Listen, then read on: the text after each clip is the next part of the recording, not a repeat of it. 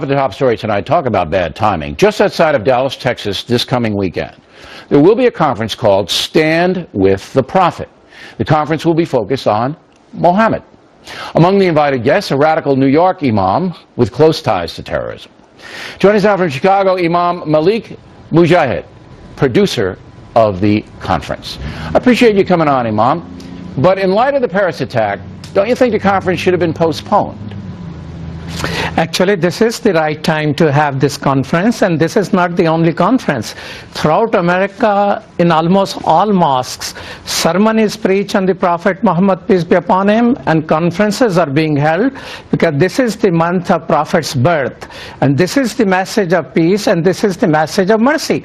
You know, these people who attacked and kill, they are enemies of Islam and Muslims as well as the civil society. If Muslims have any time to speak, this is the time to speak up and say what is the message of mercy. Certainly, and this is the reason Supreme Court honored Prophet Muhammad, peace be upon him, as the greatest one of the greatest lawgivers of the world in 1935. All right, so this is the time to honor and praise. Are you going to condemn the Paris attacks at the conference? You yourself, you're going to speak. Are you going to condemn the Paris attacks? What in the world is you're talking about? All Muslims have condemned condemning terrorism. Imam, in your speech coming up this weekend, are you going to condemn the Paris Not attack? Only me. Not only me. I want to know all what the imams are standing together. I want you to give us a preview on the factor. What are you going to say about the Paris attacks this coming weekend?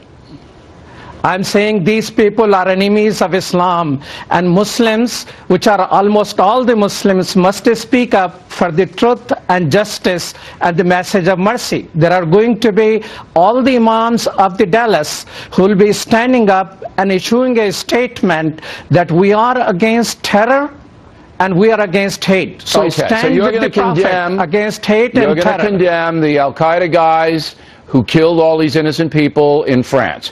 But I wonder if Imam Wahaj, that's how you say his name, he's a New York Imam who runs a radical mosque here, as you know. He's an unindicted co-conspirator in a terrorist act in 1992. Wait a minute, Bill O'Reilly. Yeah. You should be happy that he's unindicted. You are unindicted. Well, I wonder if he's going to condemn. Indicted. I wonder if he's going to condemn the attacks. Is indicted.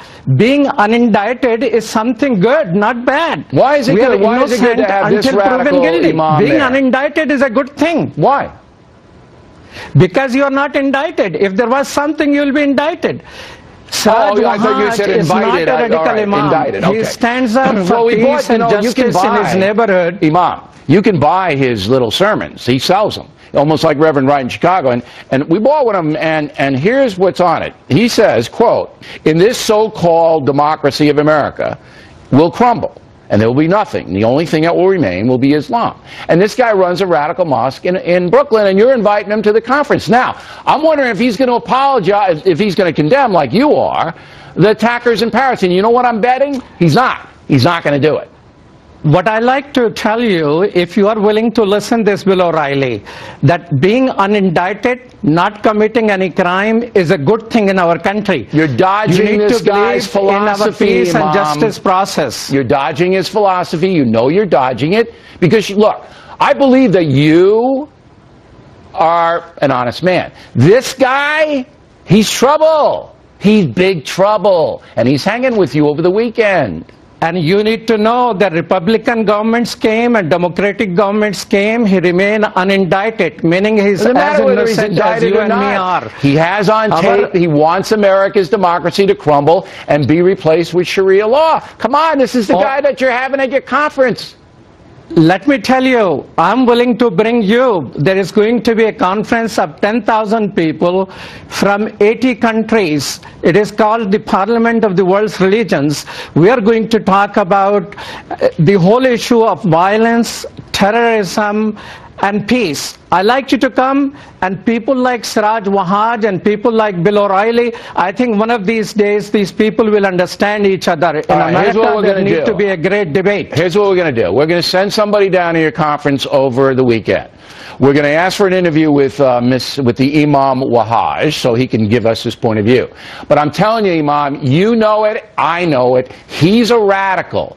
He's a sympathizer to the terrorists and the jihadists. And you're hanging with him, and I don't think that's good. I'll give you the last Bill word. O'Reilly, many people, Bill told me, why are you going to on his show? Because many people consider you are a radical person. You need to build bridges of understanding among people, and we need to have America moving forward. This is the time for unity. This is not the time for division. Here are two, three people who have killed and harmed the humanity. But you need to focus on those people who try to save lives. The first person to die is a police officer who's a Muslim. Person who tried to save the lives of the Jewish people, he's a Muslim. Are you going to invite him on your show? Sure, we invite Muslims who are law-abiding and anti-jihadists all the time, and you know that. That's why you're on. All right, we appreciate it. We're going to give your conference some coverage, and we hope we get this other Imam Wahhaj on the program, because we don't think he's a good guy, but maybe we're wrong. And we appreciate you coming on tonight, Imam.